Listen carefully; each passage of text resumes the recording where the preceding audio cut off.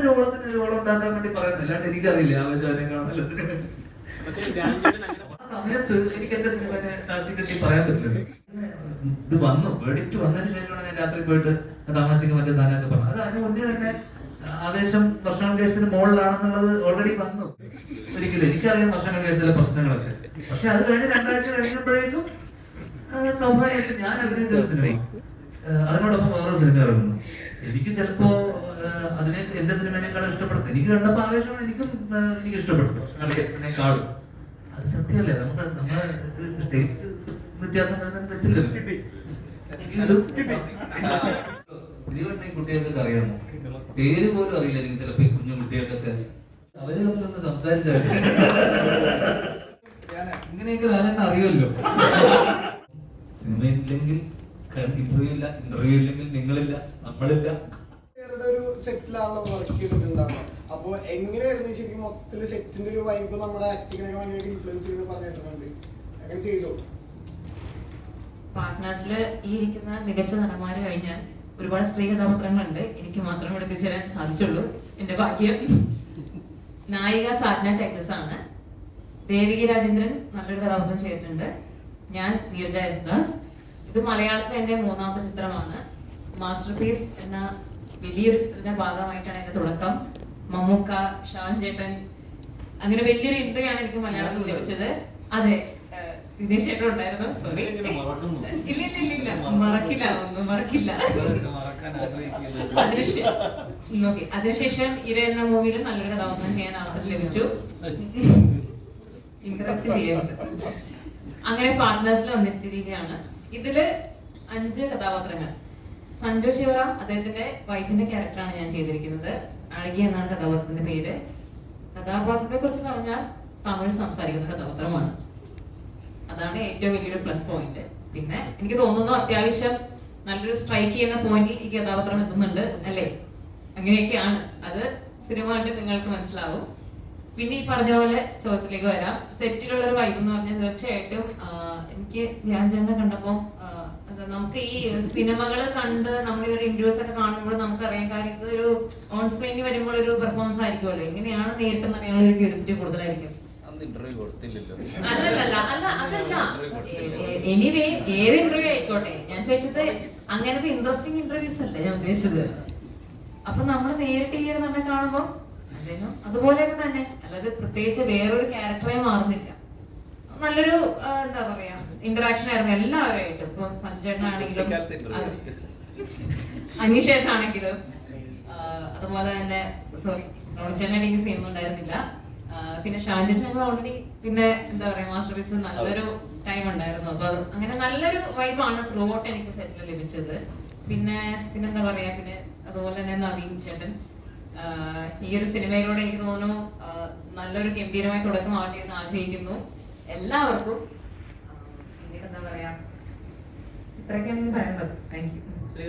ഈ പ്രിയദർശൻ എന്ന ഡയറക്ടറായിട്ട് വലിയൊരു അസോസിയേഷൻ ഉണ്ടല്ലോ. അപ്പോൾ നമ്മൾ ഈ വർഷങ്ങൾക്ക് ശേഷം കാണുമ്പോൾ പ്രിയദർശനെയും ലാൽ സാറിനെയും ശ്രീനിവാസനെയൊക്കെ ഓർമ്മ വന്നത് അവിടെ അംഗീകായിട്ട്.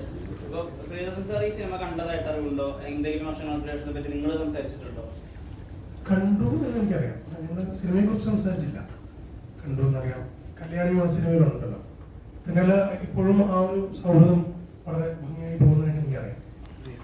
ശ്രീനിവാസൻ സാറും ലാൽ സാറും പ്രിയൻ സാറും അവരുടെ റാപ്പോ എപ്പോഴും ഉണ്ട്. എല്ലാ സിനിമകളെ കുറിച്ച് ഡിസ്കസ് ചെയ്യാറുണ്ടെന്ന് എനിക്കറിയാം.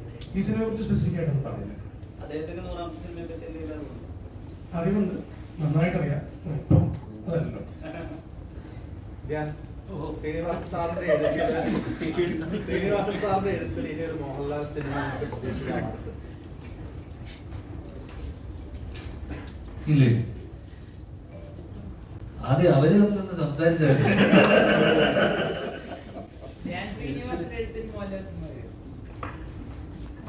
ചിലപ്പോ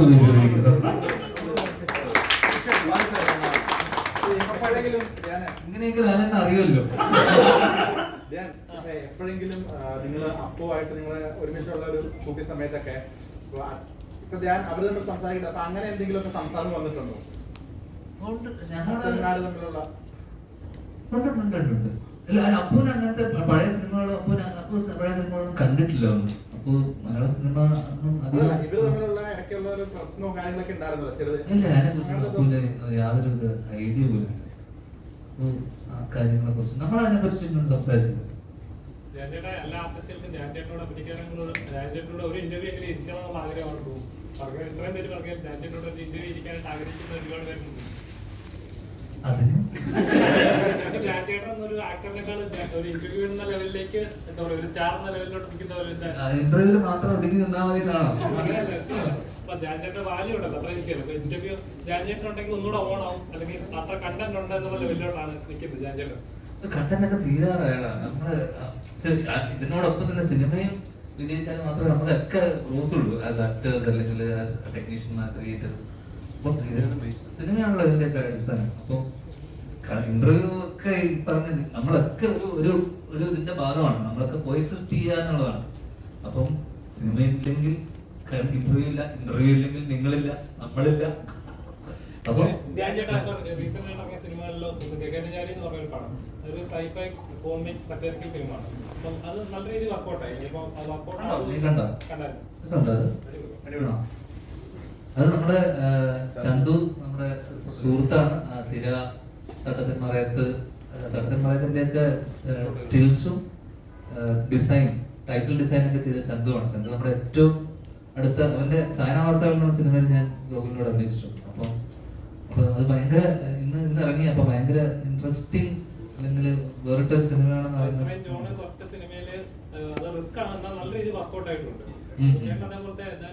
അങ്ങനത്തെ സിനിമകളൊക്കെ നിങ്ങളൊന്ന് പ്രൊമോട്ട് ചെയ്ത് പരിപാടി തള്ളി വിടാം. ആണോ ചെയ്തു? ഓക്കെ, അതൊന്ന് ഇതാക്കി നല്ല സിനിമയാണെങ്കിൽ അതിനൊന്ന് കുഞ്ഞു സിനിമയല്ലേ, കാരണം അതൊക്കെ സപ്പോർട്ട് ചെയ്ത് വിട്ട് കഴിഞ്ഞാൽ വളരെ നമുക്ക് എല്ലാവർക്കും ഗുണമുണ്ടാവും, ഇൻഡസ്ട്രിക്കും. ഈ അടുത്തൊരു അഭിമുഖത്തിൽ പറഞ്ഞിരുന്നു മലയാള സിനിമയുടെ സുവർണ്ണ കാലഘട്ടമാണ് ഇപ്പോഴത്തെ കാലഘട്ടം. പൂർണ്ണമായി പറയാൻ പറ്റില്ല, കാരണം എല്ലാം ജോണർ സ്പെസിഫിക് ആയ സിനിമകളാണ്, ഒരു ഫോർമുലയുള്ള സിനിമകളാണ്. പക്ഷെ നമ്മളെല്ലാവരും വിശ്വസിക്കുന്നതും ഇപ്പോൾ തിയേറ്റർ റണ്ണോ അല്ലെങ്കിൽ ആളുകളുടെ സ്വീകാര്യത കണ്ട് അങ്ങനെ മനസ്സിലാക്കുന്നത്. അതൊന്നും കൂടി നല്ല ഓപ്പറേറ്റ് ചെയ്ത് സംസാരിക്കുക. എന്താ ഇത് ഇപ്പോഴും ഈ 86-87 കാലഘട്ടം പോലെ സുവർണ്ണകാലം അല്ല എന്ന് ഞാൻ വിശ്വസിക്കുന്നതിന്റെ പിന്നത്തെ കാര്യം. പിന്നെ നമ്പർ ഓഫ് ഫിലിംസ് ഭയങ്കര റേഷ്യോ നോക്കുമ്പോൾ ഭയങ്കര കൂടുതലാണ്.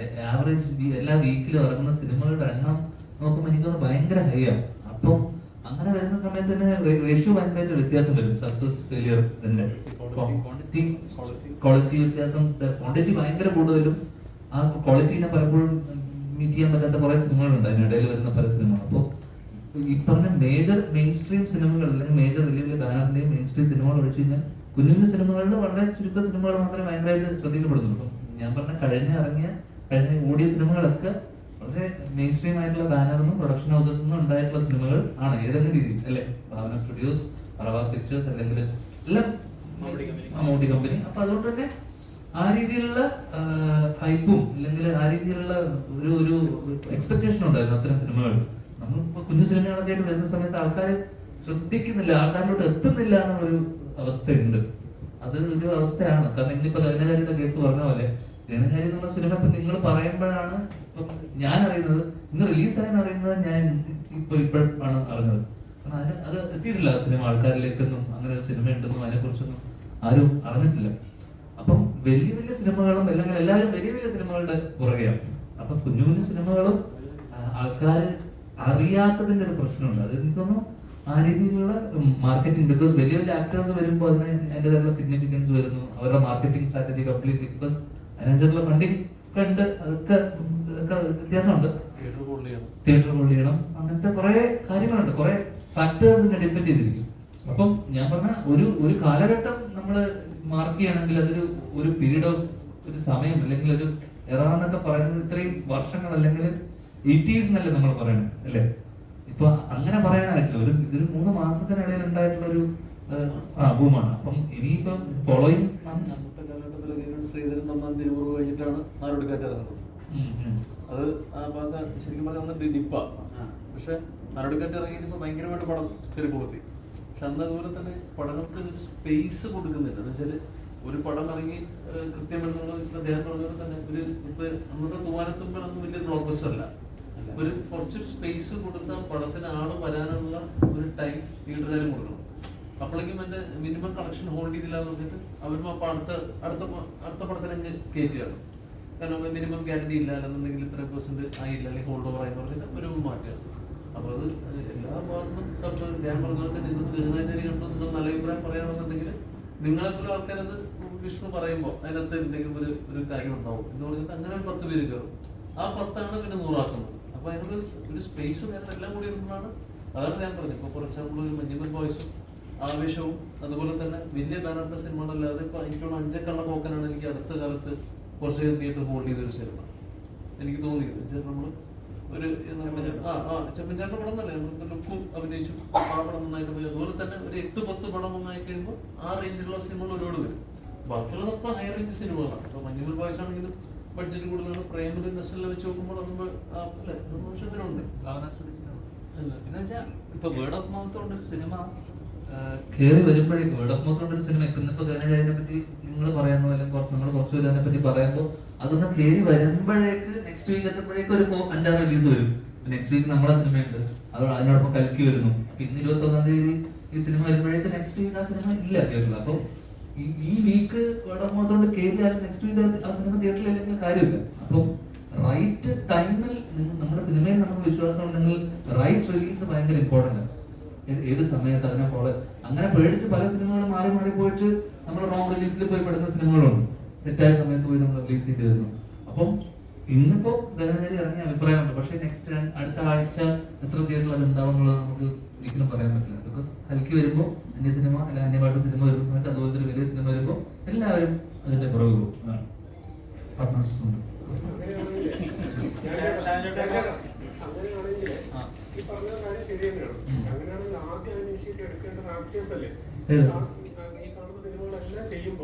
അതൊക്കെ റിലീസ് ചെയ്യാൻ വേണ്ടിട്ട് പ്രൊഡ്യൂസേഴ്സ് തയ്യാറാവണമല്ലോ. നിങ്ങൾ ചൂസ് ചെയ്യാൻ സിനിമകളും കുറച്ച് മാത്രം റിലീസ് ചെയ്യാൻ പറ്റും.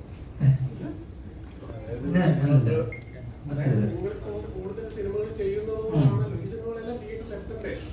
നിങ്ങൾ ചൂസ് ചെയ്യാനല്ലേ ഈ പറഞ്ഞ പോലെ സ്പേസിൽ ഞാൻ അത് എന്നോട് മാത്രം പറഞ്ഞാൽ ഇവരൊക്കെ എണ്ണം കുറച്ച് ആക്ടേഴ്സിന്റെ കാര്യം പറയണ്ട.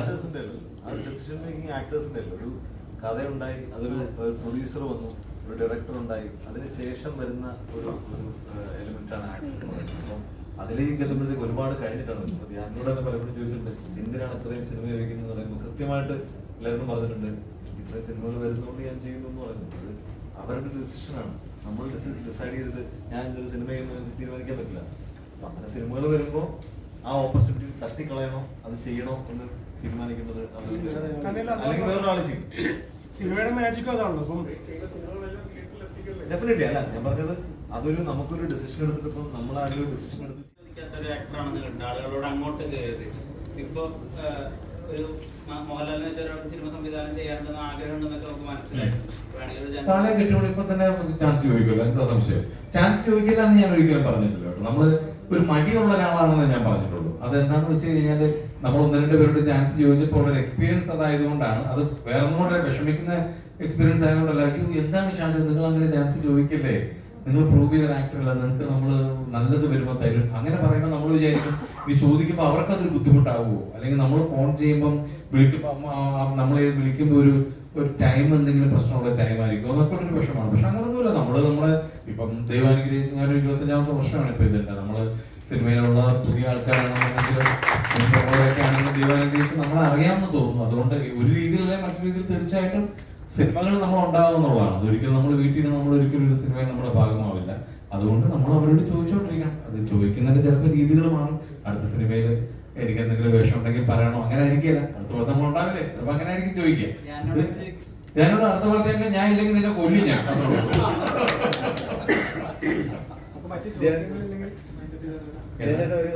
ഒരു ക്വസ്റ്റ്യൻ ഞങ്ങളുടെ സീരിയസ് ആയിട്ടുള്ള കാര്യങ്ങൾ പറയുന്നത് കേൾക്കാൻ പോലും താല്പര്യം കുറവുള്ള പോലെ തോന്നുന്നു. അതായത് ഇപ്പം കൂടുതലായിട്ട് ധ്യാൻചേട്ടൻ്റെ ആരാധകർ എന്ന് പറഞ്ഞാൽ ഇന്റർവ്യൂവിലൂടെ കുറെ ആരാധകരെ കിട്ടിയിട്ടുണ്ട്, അതുപോലെ തന്നെ സിനിമയിലൂടെയുണ്ട്. പക്ഷെ ഒരു കിഡ്സിന്റെ ആ ലെവലിലുള്ള ആൾക്കാർ ഉണ്ടാവില്ല എന്ന് തന്നെ തോന്നുന്നു. കാരണം അതായത് ഒരു അങ്ങനല്ല, അത് ദിലീപേട്ടനൊക്കെ ഒത്തിരി ആരാധകരുണ്ട്. അതായത് ചെറിയ കുട്ടികളടക്കം അവർ ദിലീപ് എന്ന് പറഞ്ഞു കഴിഞ്ഞാൽ അങ്ങനെ ഒരു ഭയങ്കര ആരാധന ഉള്ളവരുണ്ട്. അതേസമയം അങ്ങനെയുള്ള ആരാധകരൊന്നും സൃഷ്ടിക്കേണ്ട ഒരു പാൽക്കുപ്പി ആരാധകർ വേണ്ട എന്ന് വെച്ചിട്ടാണോ? ഇല്ല, ഞാൻ ഇങ്ങനെ വിചാരിച്ചിട്ടുണ്ട്.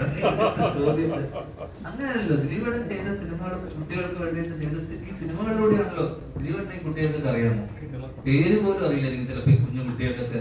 പക്ഷെ പുള്ളി ചെയ്ത സിനിമകളാണ് ആലോചിക്കുന്നത്. സിനിമകളൊന്നും എന്റെ ഇന്റർവ്യൂ മനസ്സിലാക്കാൻ ഒരു കുറച്ചുകൂടെ വളരണം അല്ലേ? അവര് വളർന്നു വരുമ്പോ മനസ്സിലാക്കിക്കൊള്ളണം. അങ്ങനെയുള്ള ആരാധന ഉണ്ടാക്കിയെടുക്കണ്ടേ എന്നല്ലേ നിലനിൽക്കുള്ളൂ. നിലനിന്നില്ലേ? വർഷങ്ങൾക്ക് ശേഷം റിലീസായി കഴിഞ്ഞപ്പോഴും ഇന്റർവ്യൂ കഴിഞ്ഞപ്പോഴും ട്രോളുകൾ പറയുന്നതും എല്ലാം തന്നെ അപ്രൂവ് ചെയ്തൊരു നടനാണ് ധ്യാൻ ചേട്ടൻ. ഈ സിനിമ കണ്ടു കഴിഞ്ഞപ്പോഴും ആ സിനിമയ്ക്ക് വേണ്ടി അത്രത്തോളം പ്രൊമോഷൻ ചെയ്തിട്ടും മറ്റു സിനിമകളെ ആവേശം പോലത്തെ സിനിമകളും ഹിറ്റാവുന്നുണ്ട്. അതിലും കൂടുതൽ ഹിറ്റാണ് നമ്മുടെ സിനിമ എന്ന് പറയുന്ന ഒരു പ്രചോദനം ഉണ്ടല്ലോ. ഒരു സിനിമയെ അത്രത്തോളം പ്രൊമോഷൻ ചെയ്തിട്ട് ഹിറ്റ് അടിക്കണം എന്നുള്ളൊരു വാശിയുണ്ടല്ലോ, ആ കോൺഫിഡൻസ്. അതെന്തുകൊണ്ടാണ്? വാശി അങ്ങനെയല്ല, ഒരു ഫെസ്റ്റിവൽ അല്ലേ. ഫെസ്റ്റിവൽ ആകുമ്പോ നമ്മള് ഫെസ്റ്റിവൽ ഒരു ക്ലാഷ് വരുന്ന സമയത്ത് ഇന്ന് നമ്മളിപ്പോ നിങ്ങളുടെ മുന്നിൽ തന്നെയല്ലേ ഞാൻ ഇതൊക്കെ പറഞ്ഞു പോയത്. സ്വാഭാവികമായിട്ടും പിന്നെ നമ്മൾ പറയുന്ന ആൾക്കാർ എടുക്കുന്ന സെൻസ് ഭയങ്കര ജിത്തു അതിന് ശേഷം വന്നിട്ടുള്ള ഇന്റർവ്യൂല് പറഞ്ഞല്ലോ, ഞാൻ തമാശക്ക് പറഞ്ഞു. നമുക്ക് വെറുതെ ഒരു ആവേശം ഇറങ്ങുന്നതിന് മുന്നേ തന്നെ നമുക്കറിയാം ആവേശത്തിനെ കുറിച്ചും അതിന്റെ പിന്നണിയിലും പ്രവർത്തിച്ച ആൾക്കാരൊക്കെ നമുക്ക് ന്യൂസ് കിട്ടും ഈ പടം എത്രത്തോളം നല്ലതാണ്. ഇപ്പൊ ഞാൻ അതിന്റെ ഇത് പറഞ്ഞുകൊണ്ടൊന്നും ആ സിനിമ ഒരിക്കലും കാരണം ഫസ്റ്റ് ഷോ സെക്കൻഡ് ഷോ ഒക്കെ കഴിഞ്ഞ് പടം ഹിറ്റ് ആയിന്ന് ഇത് വന്നു വേർഡിക്റ്റ് വന്നതിന് ശേഷമാണ് ഞാൻ രാത്രി പോയിട്ട് തമാശക്ക് മറ്റേ സാധനമൊക്കെ പറഞ്ഞു. അത് അതിന് മുന്നേ തന്നെ ആവേശം വർഷാവേശത്തിന് മുകളിലാണെന്നുള്ളത് ഓൾറെഡി വന്നു അല്ലേ. അതിനുശേഷം പോയിട്ട് ഞാൻ മറ്റേ ഉസ്താദ് ഹോട്ടൽ ചരിത്രം നമ്മൾ ആവർത്തിക്കുന്നൊക്കെ പറഞ്ഞ ഇതൊരു ഞാനൊരു ഓളത്തിന് ഒരു ഓളം ഉണ്ടാക്കാൻ വേണ്ടി പറയുന്നത്, അല്ലാണ്ട് എനിക്കറിയില്ല ആവേശം അതിനേക്കാളും നല്ല സിനിമ. പക്ഷെ ആ രീതിയിൽ ആ സമയത്ത് എനിക്ക് എന്റെ സിനിമനെ താഴ്ത്തിക്കെട്ടി പറയാൻ പറ്റില്ല ഒരിക്കലും. എനിക്കറിയാം വർഷങ്ങൾക്ക് ശേഷത്തിലെ പ്രശ്നങ്ങളൊക്കെ. പക്ഷെ അത് കഴിഞ്ഞ് 2 ആഴ്ച കഴിയുമ്പോഴേക്കും സ്വാഭാവികമായിട്ട് ഞാൻ അഭിനയിച്ച സിനിമ അതിനോടൊപ്പം വേറൊരു സിനിമ ഇറങ്ങുന്നു. എനിക്ക് ചിലപ്പോ അതിനെ എന്റെ സിനിമേനേക്കാളും ഇഷ്ടപ്പെടും. എനിക്ക് കണ്ടപ്പോ ആവേശമാണ് എനിക്ക് ഇഷ്ടപ്പെട്ടു വർഷങ്ങളെക്കാളും. അത് സത്യമല്ലേ, നമുക്ക് നമ്മുടെ ടേസ്റ്റ് വ്യത്യാസം വരുന്നതിന് തെറ്റില്ലല്ലോ.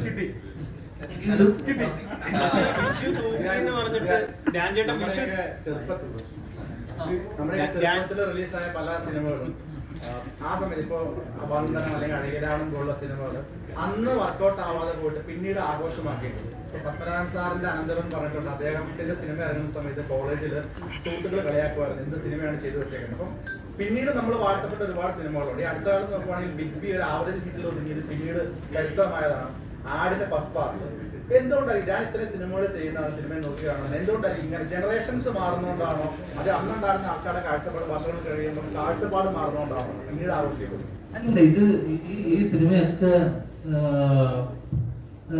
അതുപോലെയാണ്. ഇപ്പം ചില സിനിമകൾ ഓവർ ദി ഇയേഴ്സ് ഇപ്പം ആടൊക്കെ മിനി സ്ക്രീൻ അല്ലെങ്കിൽ സ്മാൾ സ്ക്രീനിൽ വന്നപ്പോൾ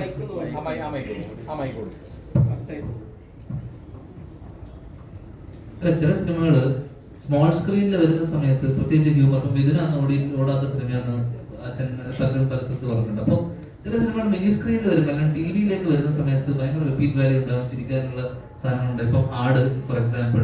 അപ്പൊ അത് അന്ന് ചിലപ്പോ ആ ഒരു സിനിമ തിയേറ്ററിൽ കണ്ടപ്പോൾ ആൾക്കാർക്കൊരു ഫസ്റ്റ് സെറ്റ് ഓഫ് ഓഡിയൻസ് ഉണ്ടല്ലോ, ഫസ്റ്റ് വരുന്ന ആൾക്കാർ അവരുടെ റെസ്പോൺസ് കേട്ടിട്ടാണ് നമ്മൾ പലപ്പോഴും ഫസ്റ്റ് 3 days വരുന്ന ഒരു ഓഡിയൻസിന്റെ റെസ്പോൺസ് കേട്ടിട്ടാണ് നമ്മൾ ഈ പടം കൊള്ളില്ല എന്ന് പറഞ്ഞിട്ട് ഒരു 4ാം ദിവസം കൊണ്ട് ഡ്രോപ്പ് ആയിട്ടുണ്ടാവും, പടം കൊണ്ട് വരുന്നുണ്ടാവും, പിന്നെ കൊള്ളുകയാണ്. പിന്നെ ഇത് ടി വിയിലൊക്കെ വന്നിട്ട് ഇത് കാണാതെ കുറെ ആൾക്കാർ വരും. ഇത് പറഞ്ഞ പോലെ ഒന്നുമല്ലോ, ഇത് കൊള്ളാലോ എന്ന് പറഞ്ഞാൽ പിന്നെ വേർഡ് ഓഫ് മൗത്ത് കൊണ്ട് മിനി സ്ക്രീൻ അല്ലെങ്കിൽ സ്മോൾ ഫോൺ അല്ലെങ്കിൽ ഇതുപോലെ സാധനത്തിനകത്ത് വരുന്ന സമയത്ത് വേർഡ് ഓഫ് മൗത്തിലാണ് ഇതൊക്കെ വീണ്ടും പിക്കായി വരുന്നത്. ഇത് ഓടേണ്ട സിനിമയായിരുന്നല്ലോ, ഇത് നല്ല രസമുണ്ടല്ലോ, ഇത് ചിരിക്കാനുണ്ടല്ലോ. അപ്പൊ ഈ വരുന്ന 3 days വരുന്ന ഓഡിയൻസ് ഭയങ്കര ക്രൂഷ്യലാണ് ഒരു സിനിമയെ സംബന്ധിച്ചിടത്തോളം. ആ അത്തരം ഓഡിയൻസ് അല്ലെങ്കിൽ ഈ പറഞ്ഞ ഓഡിയൻസ് പറയുന്ന അല്ലെങ്കിൽ അന്ന് അവരുണ്ടാക്കുന്ന ഒരു സ്പേസ് ഉണ്ട്, അത് ഏറ്റവും ചെറുപ്പക്കാരായിരിക്കും. ഇന്നിപ്പോ ഡെഫിനറ്റ്ലി ചെറുപ്പക്കാരാണ്. അപ്പൊ ഇന്നത്തെ യങ് ഓഡിയൻസിന്റെ ഒരു അതാണ് ക്യാരി ഫോർവേഡ് ചെയ്യുന്നത് മുന്നോട്ടുള്ള ഈ പടം നിൽക്കണോ വേണ്ടയോ എന്നുള്ളത്. അത് കണ്ടിട്ടാണ് ഫാമിലി വരുന്നത് അല്ലെ. അപ്പൊ ചെറുപ്പക്കാർ കണ്ട് ഇഷ്ടപ്പെട്ട് കഴിഞ്ഞ ശേഷം അത് കേട്ടിട്ട് പിന്നെ കുടുംബ പ്രേക്ഷകരും അവരൊക്കെ വരുന്നത് അതിന് ശേഷമാണ്. അപ്പൊ വേർഡ് ഓഫ് മൗത്ത് ആണ് ഈ പറഞ്ഞ സാധനങ്ങളൊക്കെ. ഇപ്പൊ ബിഗ് ബി എനിക്ക് തിയേറ്ററിൽ കണ്ടിട്ട് ഞാൻ കൈയടിച്ച് എനിക്ക് ഭയങ്കര ഇഷ്ടപ്പെട്ട സിനിമയാണ്. പിന്നെയാണ് അതിന്റെ കൂടെ ഓപ്പോസിറ്റ് വന്നത് ചോട്ടാ മുംബൈ. അപ്പം അതിനോടൊപ്പം ഓപ്പോസിഷൻ വന്നത് ബ്ലോക്ക് ബസ്റ്റർ ആവുകയും അപ്പൊ അതിന്റെ അത്ര വന്നില്ല എന്ന് പറഞ്ഞിട്ടാണ്. അതല്ലാതെ ബിഗ് ബി അന്ന് ആവറേജ് ഹിറ്റൊന്നുമില്ല, അത് വലിയ ഹിറ്റ് തന്നെയായിരുന്നു ബിഗ് ബി ആ സമയത്ത്. ഒരു ചോദ്യത്തില് ഒരു ചോദ്യമാണ്.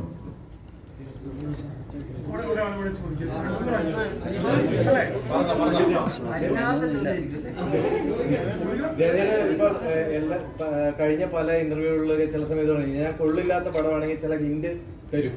അപ്പൊ പാർട്ട്നേഴ്സിനെ പറ്റി അങ്ങനെ വല്ല ഹിന്റ് ഒന്നുമില്ലല്ലോ. അത് എന്റെ ഇന്റർവ്യൂ ഫാൻസിന് മനസ്സിലാവണം. ഇതപ്പോ പക്കെ ആയിരിക്കും. അല്ല അങ്ങനല്ല, അങ്ങനെയാണ്.